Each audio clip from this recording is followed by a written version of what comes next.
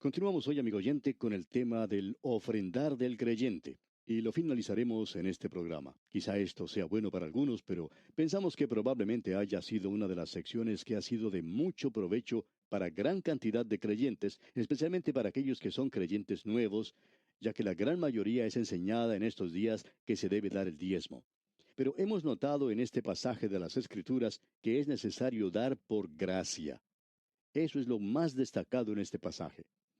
Finalizamos en nuestro programa anterior en el versículo 5 de este capítulo 9 y vamos a continuar hoy con el versículo 6 que dice, Pero esto digo, el que siembra escasamente, también segará escasamente, y el que siembra generosamente, generosamente también segará. Pablo, cuando él había estado hablando con los ancianos de Éfeso, hizo una declaración bastante destacada. Allá en el libro de los Hechos de los Apóstoles, capítulo 20, versículo 35, dice, en todo os he enseñado que, trabajando así, se debe ayudar a los necesitados y recordar las palabras del Señor Jesús que dijo, más bienaventurado es dar que recibir. En la forma en que Pablo habla de este dicho del Señor Jesucristo, da a entender que él estaba acostumbrado a decir esto. En otras palabras, era una expresión que el Señor Jesús usaba constantemente. Muchos de nosotros tenemos la costumbre de decir ciertas frases o palabras como permítame, como hacemos en nuestro programa, o en el día de hoy, o déjeme decir, o algo por el estilo. Se usa estas expresiones constantemente debido a la fuerza de la costumbre. Pero en realidad, Pablo quiere decir aquí que el Señor Jesús estaba en el hábito de decir que era más bienaventurado dar que recibir. Ahora, quizá esto no tenga el mismo impacto que tenía en la forma en que lo decía el Señor Jesucristo, y aunque se repite muy a menudo, no se practica mucho. Cuando él dijo que era más bienaventurado, en realidad lo que estaba diciendo era que uno podía ser más feliz. Lo hará usted más feliz, amigo oyente, el dar que recibir. Esa es la prueba verdadera para usted y para mí en la actualidad. ¿Cómo le afecta a usted el dar? ¿Da usted o siembra escasamente? ¿Es así como da usted?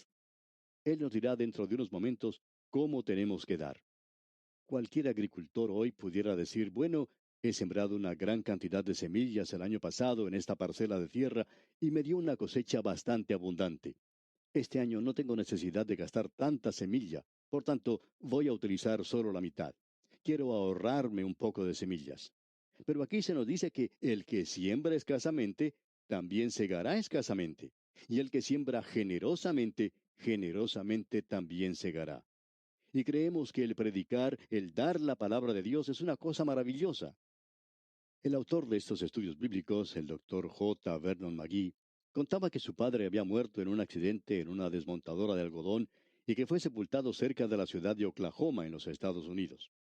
Y era la costumbre en esos días que cuando alguien moría, los vecinos ayudaban a la familia enviándole comida. Dijo que él nunca olvidó de toda la comida que su familia recibió en esa ocasión. Él se encontró con una amiga de esos tiempos y ella le dijo, yo todavía recuerdo cuando era pequeña que mi mamá preparó gran cantidad de comida y se la llevó a su casa. Nunca pensé que años más tarde lo podría escuchar a usted hablar por radio. Nosotros les dimos a ustedes comida física y ahora usted nos da comida espiritual. Pues bien, ellos no sembraron escasamente y por eso ellos ahora estaban cosechando abundantemente, porque ellos fueron muy generosos en esos días. Y pensamos que una de las razones por la cual muchos de nosotros somos pobres hoy es porque somos muy mezquinos cuando estamos tratando con el Señor. Luego Pablo continúa diciendo en el versículo 7 de este capítulo 9 de su segunda epístola a los Corintios, cada uno dé como propuso en su corazón, no con tristeza ni por necesidad, porque Dios ama al dador alegre. Ahora, amigo oyente, en lo profundo de su corazón, ¿cree usted que debería dar? Pues bien, así es como se debe hacer. Dice este versículo que cada uno dé como propuso en su corazón. Pero notemos, aquí está la prueba. Hay que hacerlo no con tristeza. Eso es algo muy importante que debemos notar. Nosotros no tenemos que dar y luego quejarnos o quedarnos tristes. ¿Qué es lo que quiere decir con esto? Dios no quiere ni un centavo suyo, si usted prefiere guardárselo para usted mismo. En otras palabras, si usted dice, bueno, yo soy un oficial en la iglesia y es mi responsabilidad el dar. O yo soy un miembro de la iglesia y siento que tengo que dar, tengo esa responsabilidad. Quizá la iglesia le diga eso, y también lo diga el pastor muchas veces, que es su iglesia y que debería apoyarla. Pero Dios no le está diciendo eso, amigo oyente. Dios dice que si usted le va a dar tristemente o quejándose, que mejor es que no le dé.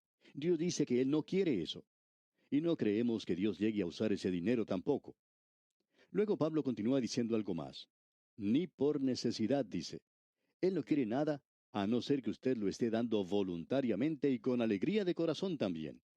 Dios quiere que usted le dé de esa manera, que lo dé gozosa y libremente.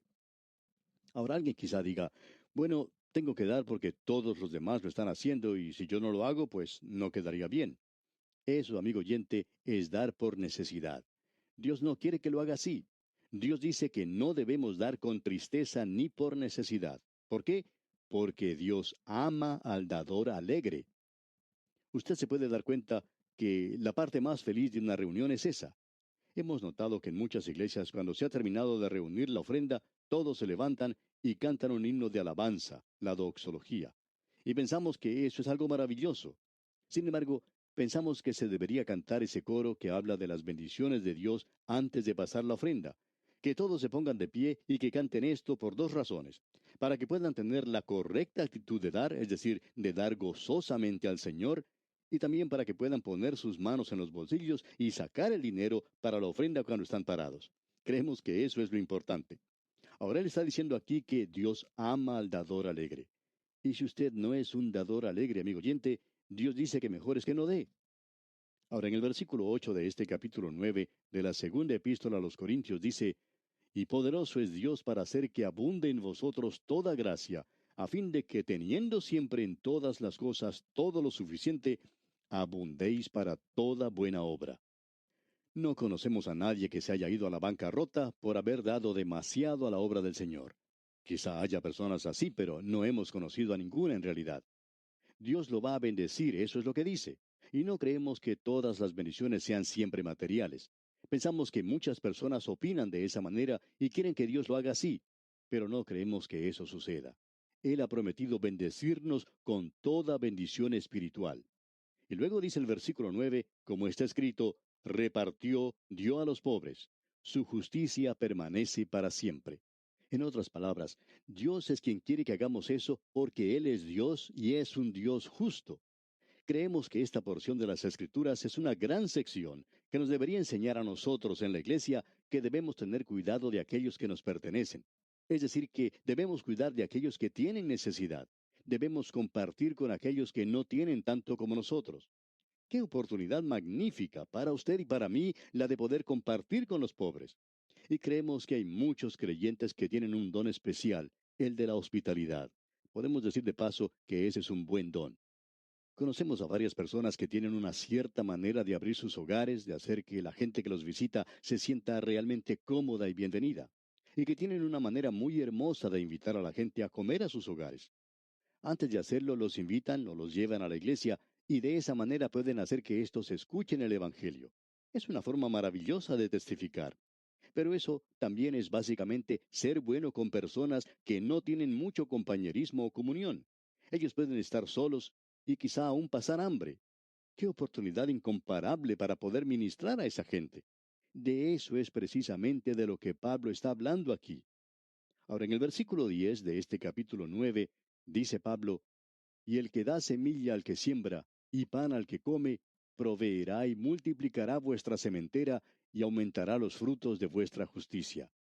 Usted se puede dar cuenta que el agricultor no se preocupa cuando sale a sembrar grandes cantidades de semilla, porque él espera conseguir una abundante cosecha. Así que no tema usted, amigo oyente, en dar para la obra del Señor. En cierta ocasión, un pastor tuvo que intentar darle ánimo a un joven. El joven había aceptado a Cristo como su Salvador recientemente y el pastor tuvo que darle ánimo para que no diera tanto. Ahora usted quizá piense que esto es algo raro, pero este joven en realidad estaba dando demasiado. Y el pastor tuvo que decirle que él no estaba guardando lo suficiente para alimentar y cuidar a su propia familia. El pastor le dijo que sería peor que un incrédulo si él no cuidaba primero a su familia.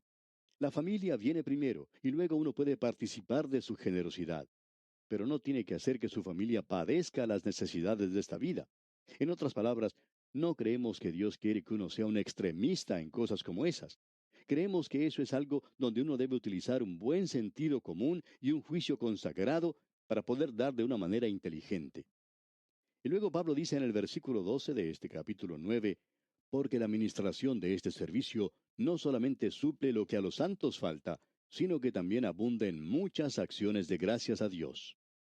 Podemos apreciar aquí que esta forma de dar causará que mucha gente le dé gracias a Dios por usted y Dios recibe entonces la gloria.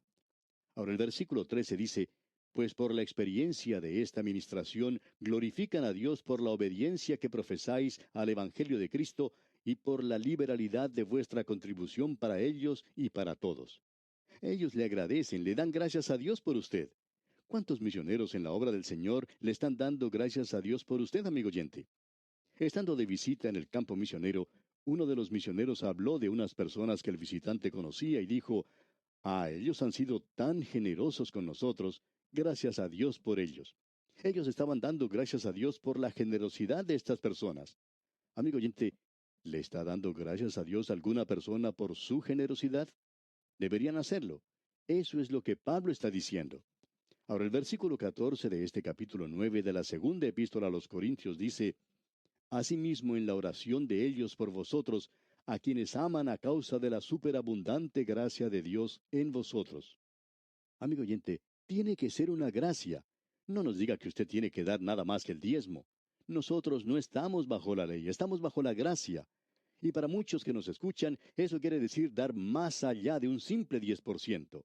Creemos que esto quiere decir que muchos creyentes tienen que dar mucho más de un 10%.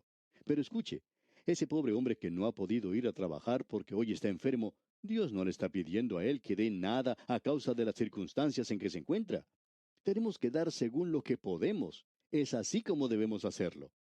Y luego Pablo dice en el versículo 15, coronando todo esto, gracias a Dios por su don inefable. No importa cuánto esté dando usted, amigo oyente, nunca podrá dar como Dios da. Él nos ha dado su don inefable. Ningún hombre puede dar en la misma manera en que Dios dio, porque Él dio a su propio Hijo para que muriera por nosotros. Piensen esto por un momento. Y ahora regresamos al punto de partida. Él era rico en el cielo, pero lo dejó. Dejó las glorias del cielo, bajó a este mundo para ser un misionero entre nosotros. No solo simplemente para dar su vida, sino para morir por usted en la cruz, para ser muerto cruelmente, para que usted y yo, amigo oyente, pudiéramos obtener la vida eterna. Y eso hizo de su alma un sacrificio por su pecado y el mío. Se nos dice que lo hizo por el gozo que estaba preparado delante de él. Amigo oyente, Él es un maravilloso, glorioso Salvador. No lo haga descender a un bajo nivel. Él no es un superestrella, Él es la estrella de la mañana. Él es el Hijo de Dios, quien nos ha redimido y es el don inefable de Dios para usted y para mí en este día. Esta es la forma de dar, amigo oyente, y no es simplemente una norma, sino que es la misma cúspide del dar. Uno no puede ir más allá de esto. Y llegamos ahora al capítulo 10 y vamos a cambiar otra vez de tema. Llegamos a la última división de esta segunda epístola a los Corintios. En los primeros 7 capítulos vimos el consuelo de Dios. Luego, en los capítulos 8 y 9, estaba la colecta para los pobres en Jerusalén. Ahora tenemos el llamado del apóstol Pablo. Usted encontrará a Pablo en esta sección abriendo su gran corazón lleno de amor, su corazón como misionero y como ser humano.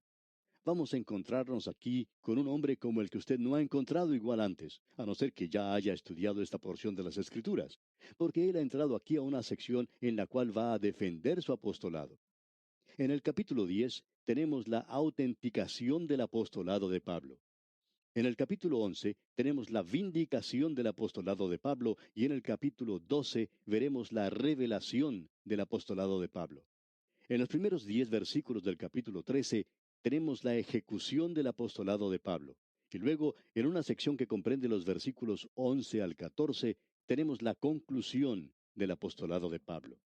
Esta es una gran sección a la cual nos estamos acercando y no creemos que haya nada en toda la palabra de Dios que se pueda comparar con esto porque aquí tenemos al gran apóstol abriendo su gran corazón lleno de amor y su corazón no se abre de esta misma manera en ningún otro lugar de la palabra de Dios. Tenemos en primer lugar en el capítulo 10 la autenticación del apostolado de Pablo. Esta es una gran sección a la que estamos entrando. Escuche lo que él dice aquí en el versículo 1 de este capítulo 10 de su segunda epístola a los Corintios. Yo, Pablo, os ruego por la mansedumbre y ternura de Cristo, yo que estando presente ciertamente soy humilde entre vosotros, mas ausente soy osado para con vosotros. Pablo está hablando de la mansedumbre y de la ternura de Cristo. Cuando el Señor Jesucristo estuvo aquí en esta tierra, Él era un carpintero y trabajaba con el martillo, con el serrucho y sabía de todo lo relacionado con este oficio. Él construyó muchas cosas en su taller de carpintería en Nazaret. Él ocupó un lugar bajo en la tierra para poder exaltarnos a nosotros a las alturas más sublimes. Él lo hizo por medio de su mansedumbre y su ternura. Él era manso, tierno, humilde. Los de su época hicieron esta pregunta: ¿no es este el hijo del carpintero? Él es un carpintero nada más. Pero él, amigo oyente, era mucho más que un carpintero. Ese es el mismo problema de nuestros días. Hay mucha gente que está tratando de rebajar al Señor Jesucristo a un nivel bajo como el de un taller de carpintería.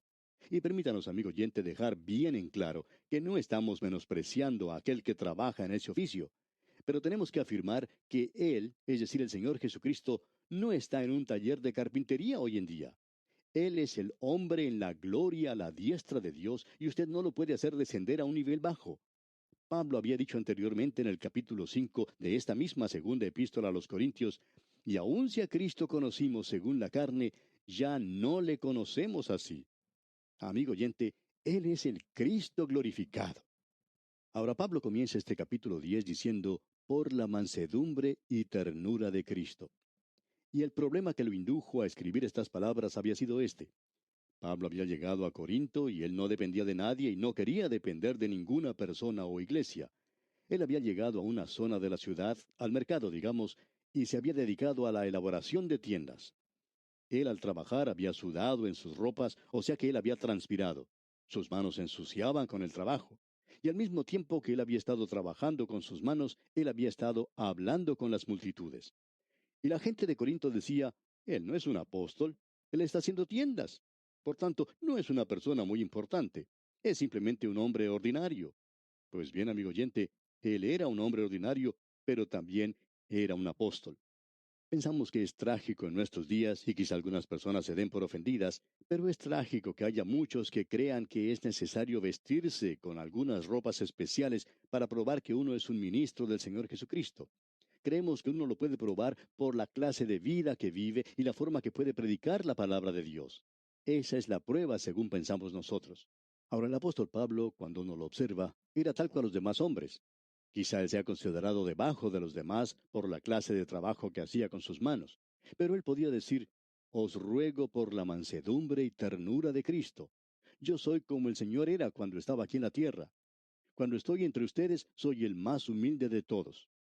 La gente estaría diciendo en Corinto: cuando Pablo estuvo aquí con nosotros, él se pasaba el tiempo haciendo tiendas. No era una persona importante.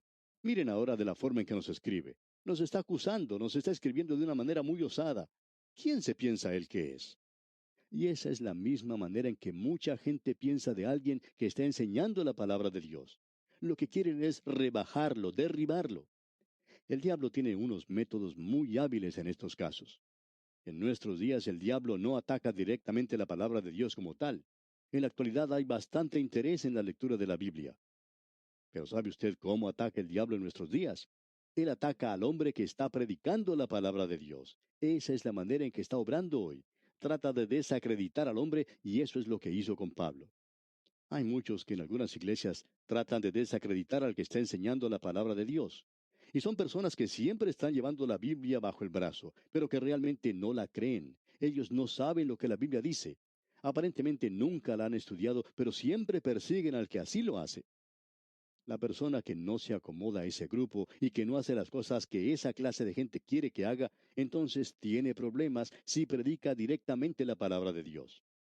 Pues bien, ese es el método que utiliza el diablo en el presente. Y Pablo está usando esa base para hablarles. Él dice en el versículo 2 de este capítulo 10: ruego pues que cuando esté presente no tenga que usar de aquella osadía con que estoy dispuesto a proceder resueltamente contra algunos que nos tienen como si anduviésemos según la carne. Él les dice: porque estuve haciendo tiendas, me ensucié las manos y sudaba, Ustedes pensaban que estábamos andando según la carne, pero no es así. Y luego dicen los versículos 3 y 4, pues aunque andamos en la carne, no militamos según la carne, porque las armas de nuestra milicia no son carnales, sino poderosas en Dios para la destrucción de fortalezas. Y él va a hablar entonces de las armas secretas para la lucha espiritual. Pero eso lo veremos en nuestro próximo programa, Dios mediante, porque nuestro tiempo por hoy ha tocado ya su fin. Hasta nuestro próximo programa, pues, amigo oyente, que la palabra de Dios sea luz en su camino, es nuestra ferviente oración.